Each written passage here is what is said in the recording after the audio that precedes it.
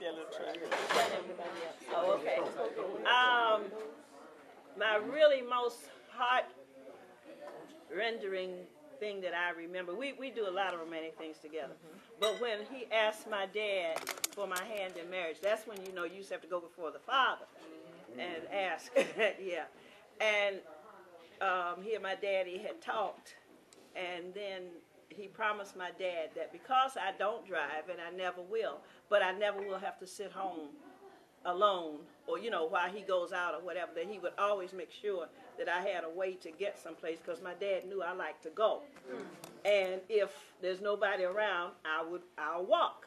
So he promised my dad that I would never have to do anything like that he would always be there to make sure that I was taken where I wanted to go. And the other thing was, we were romantic. Can you tell it? Yeah. We were dating, and we were in college, and we didn't have any money.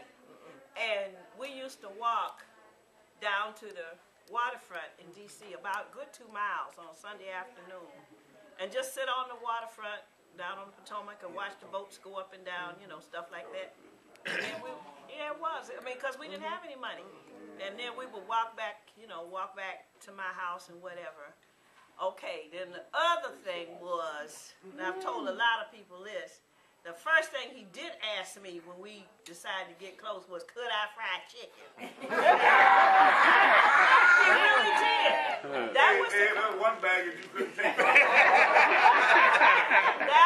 That was really the thing he wanted to know. In order for us to get serious and date, could I fry chicken? Wow. Yeah, it was important. So if I couldn't have, I wouldn't be sitting here today. You would have been sitting there. No, I don't know. You would have been wrong. Oh, and the other thing when Oscar was talking about sleeping with the door off, well, Edward and I went out to Oklahoma once we got engaged so I could meet all his people. And his mother had him sleep in the room with his brothers. I slept in her bedroom, and she slept on the couch right outside of her room. So. She knew you, Ed. So I know about that. Yeah. Well, during those days when you're asking about could she fry chicken, that was during the beginning of the time when women stopped cooking.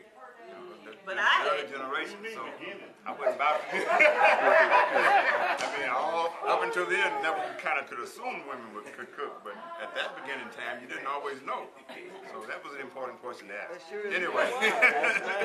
They definitely know to cook. But anyway, the other part of the question was asked earlier was when you first saw her, and I remember when I first saw her, was at a party downstairs in the basement, and I was already there. Oh, there were a lot of people there. It wasn't just one party. It was a party. Yeah, it was a party.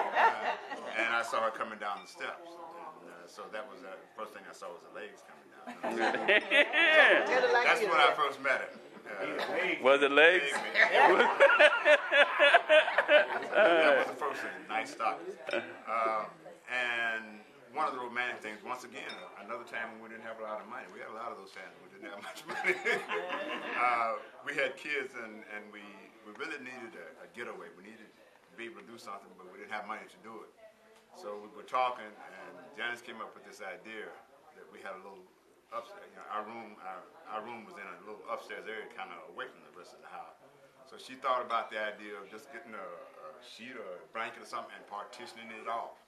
And we bought, well, it worked. Let me tell you, she fixed things for us, food, and we had music, and we just spent as much of the weekend as we could just by ourselves in that little partition off.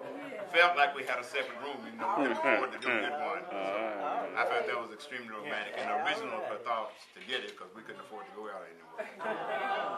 So that was it. It was quiet, sneaking. That's it. Well, we was in Florida, John. We wanted to put a sheet up between the twin beds. What's that sheet gonna do? Just move over there. Here you go, Ed.